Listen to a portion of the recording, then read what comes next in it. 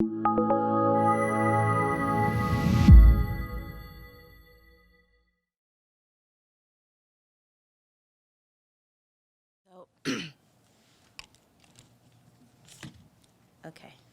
You can hear me? Yes. Okay, great. So I don't have control of my slides. So when you see me nod my head, it's because I am motioning to my friend over here. So I'm not doing anything, I'm just motioning. So again, my name is Cassandra Frederique. I am actually now the director of the New York office at the Drug Policy Alliance. We are a national organization working to end the war on drugs. We have offices in Colorado, New Mexico, New Jersey, California, and Washington, D.C. That deals with our federal affairs. Okay, now I hear the feedback that you were talking about, Radley. But y'all can hear me, right? Yes. Okay, great. So as I was described, I work in New York. I work on the legislative campaigns. I was born and raised in New York City. I was only schooled in New York State, and that's mostly because I don't know how to drive, so I can't go anywhere else. So, so my worldview is very cosmopolitan, a la New York City, but the drug war has taken me on many different adventures, and I'm really excited to be presenting here today. I told some women in the back this is my first time presenting at a historically black college. So I'm really, really, really excited that y'all invited us to be here. So I just want to say thank you, and also for you coming. I think he's going to Trying to help you out. Oh, perfect. Thank you. All right. So, no, we're here. Good. All right. So today we're talking about the drug war against Black America. And so, the way that I'm going to start, I'm going to move this over. Okay. Movies like The House I Live In, which is a film by Eugene Jarecki, really chronicles magnificently how the war on drugs has devastated communities. Families ripped apart by mass incarceration, police officers spending countless hours focusing on drugs instead of solving more serious crimes. Billions of dollars invested in the undue surveillance of American citizens, a direct assault on American ideals. The global war against Black people is even evident in our immigration policies and the forced migration that our drug policies have on Latin American countries. To make it even more infuriating, my mentor, Dr. Carl Hart of Columbia University in the School of Psychology, that wrote the book High Price, which I think that everyone should read, consistently lectures on how the science used to fuel the drug war was bunk. It was fake science. Even today, a lot of the science that is brought forward to justify our laws around drugs is still bunk science. It's as if the drug war was a joke and Black people were the punchline. From who's more likely to get arrested, to who gets access to treatment, to who is seen as deserving of diversion programs. These questions are largely predicated on who and what someone looks like. Are they perceived to be Black? Are they perceived to be a woman? Are they perceived to be cis or transgendered? The war on drugs is a war on people of color, and largely and very effectively a genocide on Black people. But you knew that already, especially in this crowd. You already knew that. I'm not telling you anything different. Today I'm not sure how many people know, but we're at a libertarian conference, correct? Right? Freedom, Futures, Libertarians. All right, cool. A conference called The Drug War Against Black America. I'm not sure anyone here thought it was working out for Black people. Did anybody think that? No, that's not why we're here today. Okay, cool. Just want to make sure we're all on the same page. So this afternoon, I'm not going to focus on what the drug war has done to Black America. We know that. We see it every day. I mean, we know that the drug war has failed. That's you. Ready? Y'all know who this is? Charlie Sheen? Winning. Did y'all? Okay, y'all know. Okay, good. Just want to check. So 2015 is not 1995, and it definitely isn't 1985.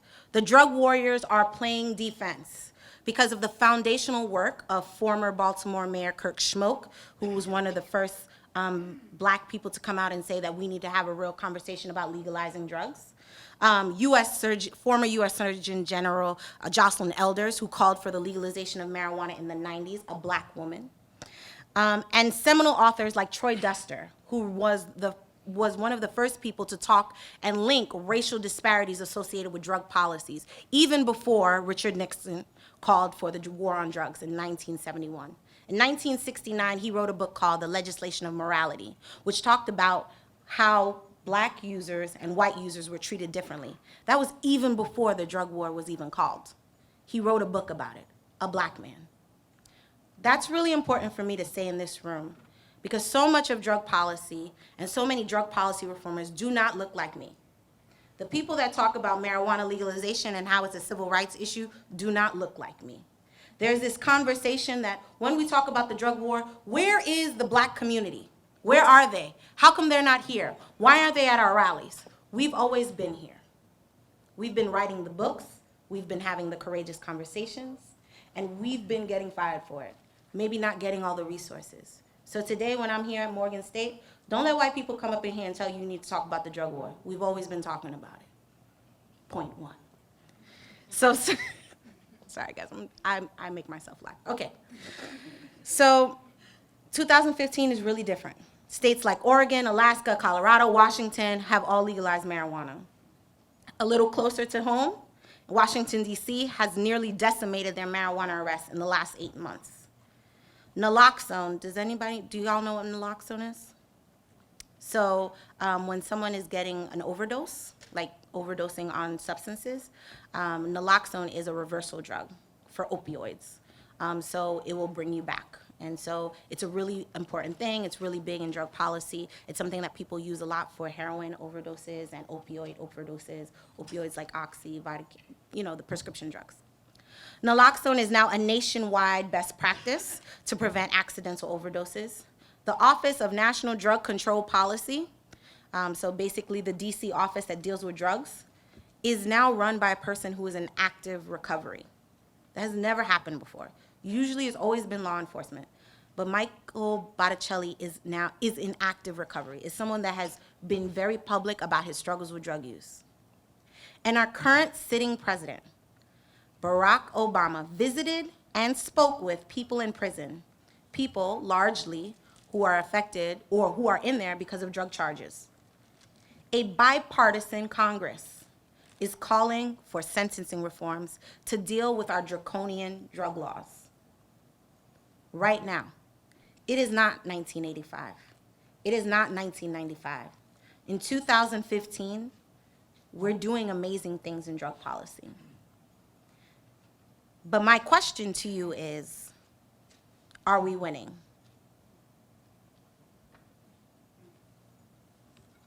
Does everyone know who that is? We're not winning. We're not winning the drug war. I'm sure you've all heard the statistics that every 28 hours a black person is killed by law enforcement or vigilante. This report was written by the Malcolm X grassroots movement. Their earlier version said that it was every 36 hours. Now it's every 28.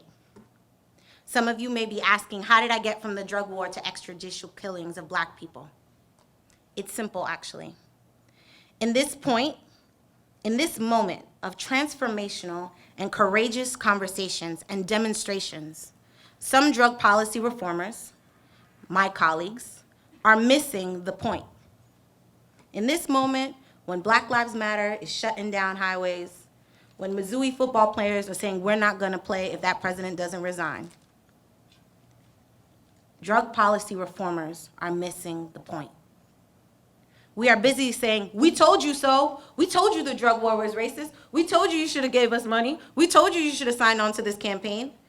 We told you we're making drug policy reform charts that say, this is how the drug war connects to the first think tanks. This is how the drug war connects to Eric Garner. We're so busy, and I'm talking about myself, we're so busy making these connections to the current offense that we're missing the point. And we're not looking inwardly at the way that we build our drug policy campaigns. the way that we reinforce the criminalization of communities when we put forward certain stories. We say that ending the drug war is a civil right, but build campaigns, use talking points, and advocate policies that skirt around the issue instead of directly addressing that the drug war is a mechanism of institutional and structural racism. You can clap, girl. That would be good. So we're going to get to the real point of my presentation. Drug policy reform against Black America. Do y'all know how drugs became illegal, or a lot of the drugs have become illegal? Opium was made illegal because it was associated with Chinese migrants, Chinese immigrants that came over to build the railroads in the West Coast. And when we were done, we couldn't figure out a way for them to not be here anymore. So what do we do with people we don't like? We criminalize them. It's part of American psyche. So we criminalize opium, therefore criminalizing Chinese migrants. Marijuana. Why was marijuana made illegal? Mexicans. Mexicans were associated with using marijuana. We wanted to make it a really scary thing. So we associated with a group of people we did not like. Cocaine was legal. Coca-Cola, cocaine was in there. Was made illegal, why? Because free Black porters in the South. And they thought, those Blacks, we don't like them. How can we criminalize them? What is the thing that they're doing that we can criminalize so that we can move them forward? If we know that drugs were made illegal, not because of the drug itself, not because of the science associated with the drugs, but associated with the people that are perceived to use the drug, then we realize how drug policy reform is failing, in large part, the communities it hopes to serve. For example, my brilliant colleague, Seema, who came up here earlier this morning, talked about cannabis policy, marijuana policy. I believe that taxing and regulating marijuana is an important campaign. It is an important linchpin to ending the war on drugs. Why? Because so many people use marijuana. It touches everyone. It's so mainstreamed that if we can get that under control, if we can start regulating marijuana, then maybe we can have a larger conversation about how we got here in the first place. Using marijuana, we can try to create the society's responses to drugs that we think are best. There are things that are based in health, things that are based in public safety, as opposed to racism and xenophobia. And we've been pretty successful. You look at places like Colorado, we look at places like Washington, Alaska, Oregon, Initiative 71 in DC. The country is well on its way to regulating marijuana. 58% of the American population supports taxing and regulating marijuana. How are we losing? Next slide. Did y'all hear about Responsible Ohio a few weeks ago, right? So they tried to legalize marijuana in Ohio. The funny thing about it was that it was only 10 people that wanted to change the state charter so that only those 10 people could make money off of marijuana. All right. So we know, so I'm going to use the stats from New York. In New York State, 86% of marijuana arrests are Black and Latino. 70% are between the ages of 16 and 29. 52% are between the ages of 16 and 21. Government data consistently shows that Blacks, whites, and Latinos use, sell, possess marijuana at equal rates. If we look at the majority of arrests, which are people under the age of 30, we'll see, and then hold for race, you'll see that actually white men sell, possess, and use marijuana at higher rates. But they're not the people getting arrested. Marijuana policy has devastated our community. And it's more than just getting arrested for it. It's also what Seema talked about, the the school to prison pipeline, getting kicked out of school for it. It's also when pregnant women go to public hospitals and get tested for drugs. It's also, as a social worker, if I'm dealing with your child welfare case and you tell me that marijuana is in the home, that I take away your kid. It's also in the fact that you can't get arrested for marijuana and live in public housing and return back to it. So when people talk about marijuana policies, they usually talk about mass incarceration and the criminalization of it, but it's not just the criminalization in the criminal system, it's the criminalization in the administrative policies that are also associated with it. Drug policy reformers effectively identified that marijuana legalization as a great way to start to take on the drug war. But as we've seen in medical marijuana, with multiple states all over the country, and the medical marijuana industry, and now seeing with marijuana legalization initiatives, civil rights have been trumped by capitalism, a system that has historically marginalized communities of color and poor people. How did marijuana legalization alone become the symbol of ending the drug war? I spend a lot of time working on marijuana prohibition. It's something near and dear to my heart. But if we know that marijuana was made illegal because of who was perceived to be using it, how does regulating a plant get us to the fact that we criminalize a group of people? Regulating a plant is not going to regulate a people. So when we put forward policy reforms around drugs, we need to think comprehensively about how we got there and deal with those issues. Put forward policy reforms that push that issue. Michelle Alexander said this quote on a DPA teleconference. She says, "Here are white men poised to run big marijuana businesses, dreaming of cashing in big. Big money, big businesses selling weed after 40 years of locking up impoverished black kids for selling weed. Their families and futures destroyed. Now white men are planning on getting rich doing precisely the same thing."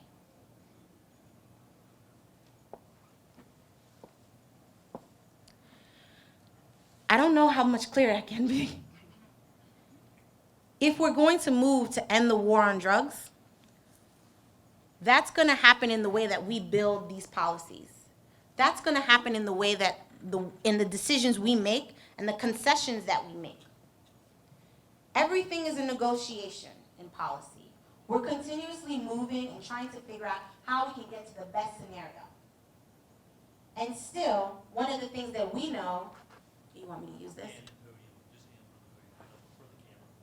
Oh, I didn't know it was on camera. Okay. Okay. One of the things that we know is that if we're going to move forward and we're going to do this as holistically as possible, then we need to deal with all the issues that come with drug policy reform. If we're going to legalize marijuana, which is what I think we should do, we need to comprehensively look at what legalizing marijuana in a way that is racially equitable would look like. That doesn't only mean making sure that black people make money. That also means dealing with the immigration policies that are associated with marijuana prohibition. It means dealing with the women's rights issues that are associated with marijuana prohibition. Marijuana prohibition, just like the drug war, has many tentacles.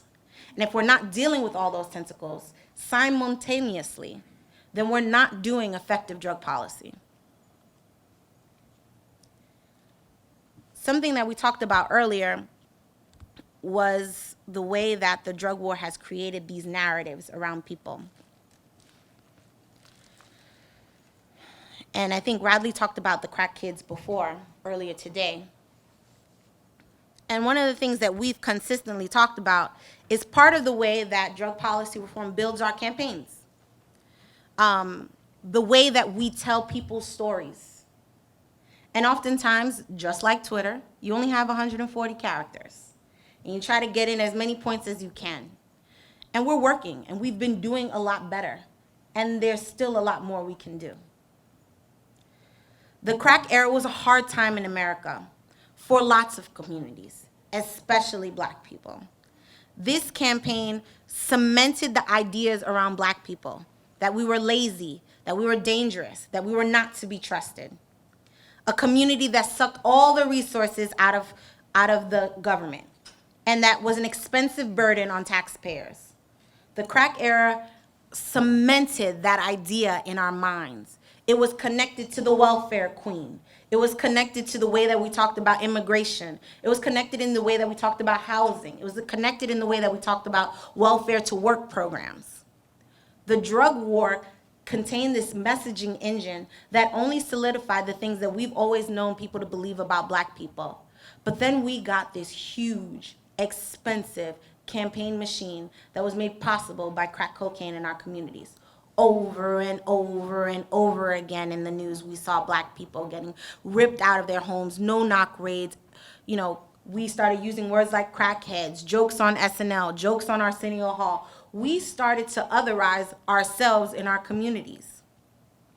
When we looked at other drugs like heroin, black and Latino people always talking about heroin and how scary they were, the junkies. We were calling each other that. From our church pulpits, we were talking about how drugs were the scourge in our community and how we had to get it out and how we had to lock up all the dealers and how we had to get rid of those bad black people. We were dying. No one cared. The government didn't care. We didn't care about each other dying. There weren't any resources. There weren't any let's figure out how to do this. How can we save this community? How can we invest resources? We weren't supposed to be here still. Am I lying? I'm not. We weren't supposed to be here. Drugs came. We were dying. People looked like, oh, well, about time. Took them long enough. All the way real. They were like, black people, you can't even use drugs. You're already black. Why would you use drugs? Right? They didn't show us any compassion dying on the street. There were no hospitals calling for it. The hospital's like, don't bring these crackheads over here. They are pariahs to our society, sucking up all our resources. The dehumanization of black people started way before the drug war, but it was cemented in the 21st century by the drug war.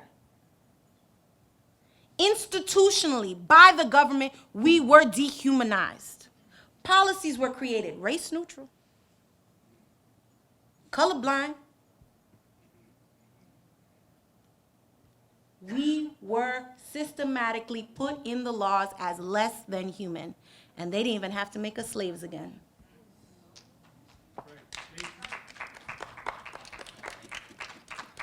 But that was in 1985, 1995. Next slide. October 30th, 2015.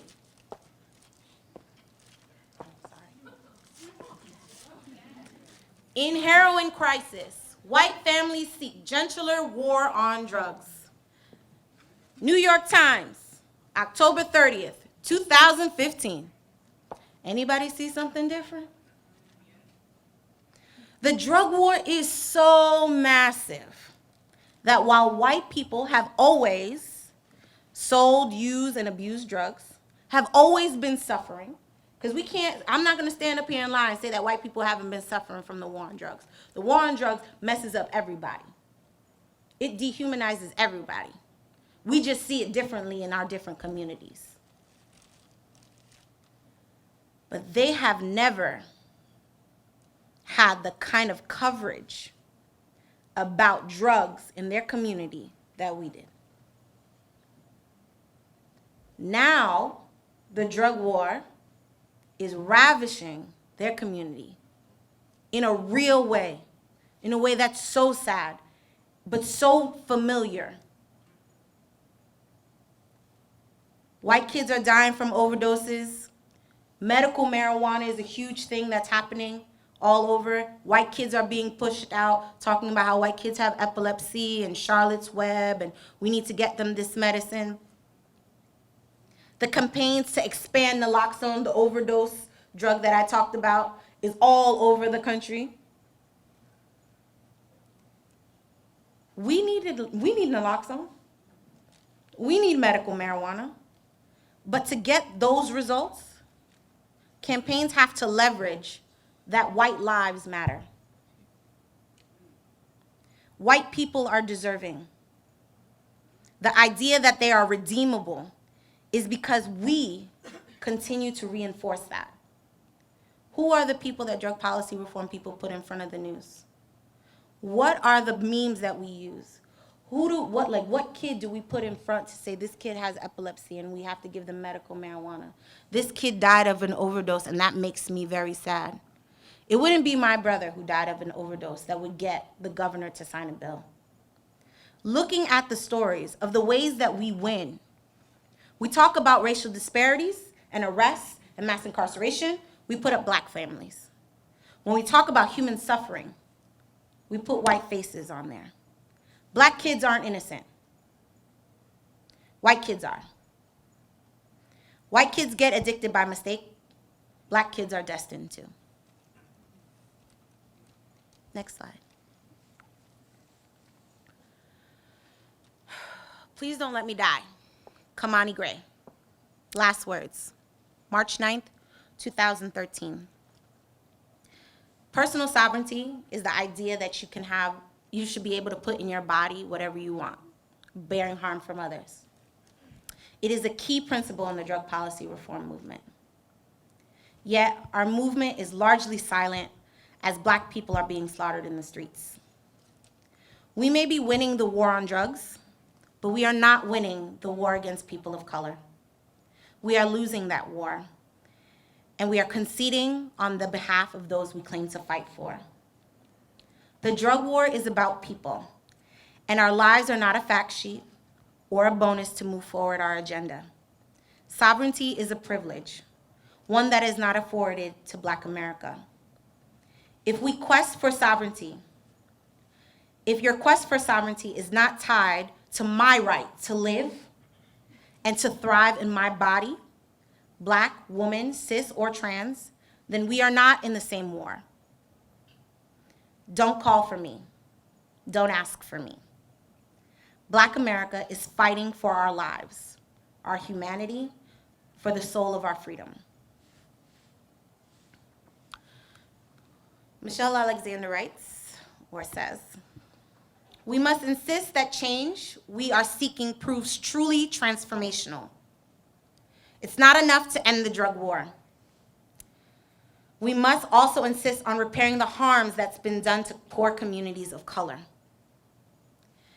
If the drug policy reform movement does not disrupt institutional and structural racism as a foundational tenet in our work as a drug policy reform movement, we are making space for a new structure. Next slide. Thank you.